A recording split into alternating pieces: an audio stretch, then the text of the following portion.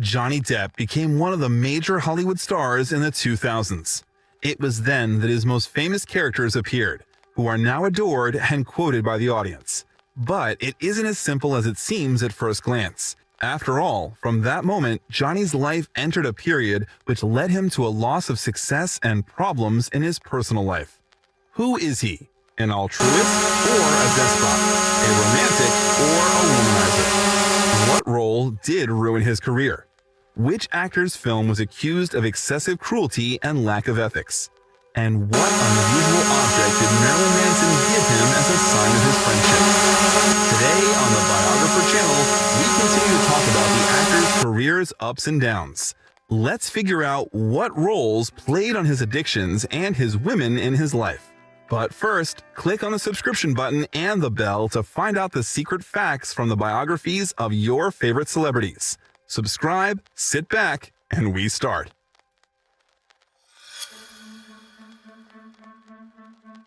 By the early 2000s, Johnny had appeared in more than 30 films. At the same time, it was not so much the commercial success of the movie as personal interest in the idea and plot was important for the actor. That also explained the choice of several rather non-standard images for roles.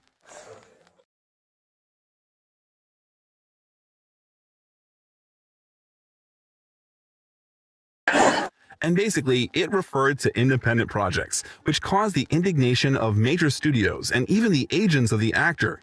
Many people wanted to work with Johnny, but Johnny did not want to work with everybody. I'm sure it would have made their job a whole lot easier had I done some of the things that were proposed to me over the years. But soon the situation changed. It was all because of the legendary image of Jack Sparrow in the project from the Disney studio, which our character was invited to act in. Although he still had to compete to get the role.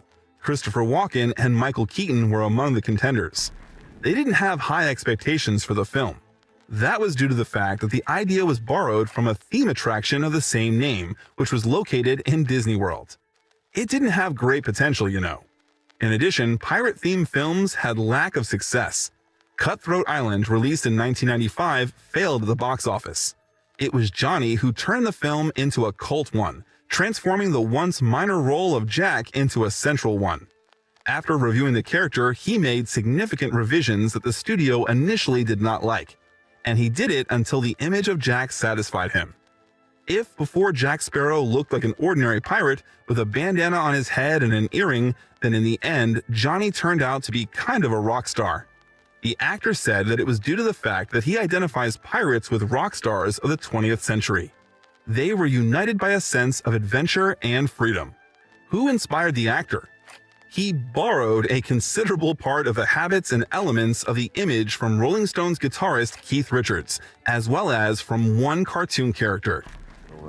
There was that, and then there was a cartoon character that I loved very much as a kid named Pepe Le Pew, who was a skunk who basically had blinders on and only saw his own reality. You know, could never see the horrors around him and didn't care, you know.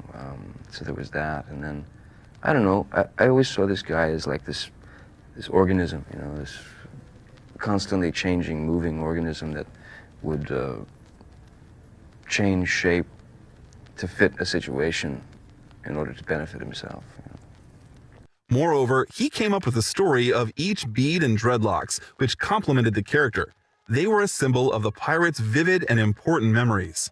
As a result, everyone's favorite captain turned out to be eccentric and cunning. The screenwriters, according to the actor, were shocked by the image of the captain. They just couldn't stand him. I think it was Michael Eisner, the head of Disney at the time, who was quoted as saying, "He's ruining the movie."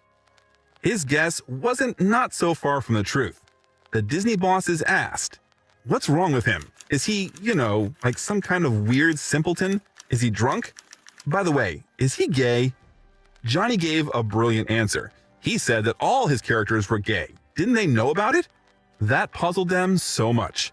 Dissatisfaction with the image of the part of the Disney management resulted in several discussions between the parties. The studio tried to influence Johnny and force him to change the image of the character to the original one, but the actor argued that the pressure would cause his departure from the film. Moreover, he defiantly made part of the teeth gold after visiting the dentist. I told them, "Look, you don't like what